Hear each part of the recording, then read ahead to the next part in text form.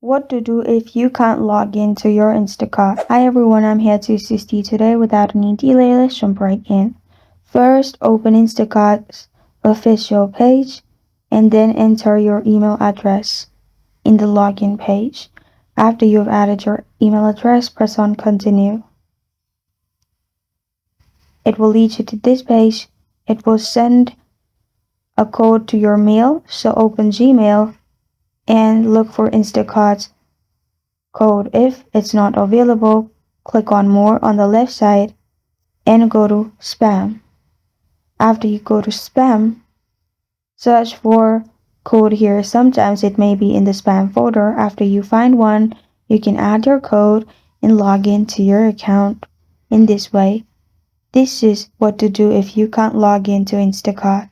Thank you for joining me today. If this video helps you out, please leave a like and subscribe for more. Got a question or want to suggest a topic? Comment below. Thank you for watching.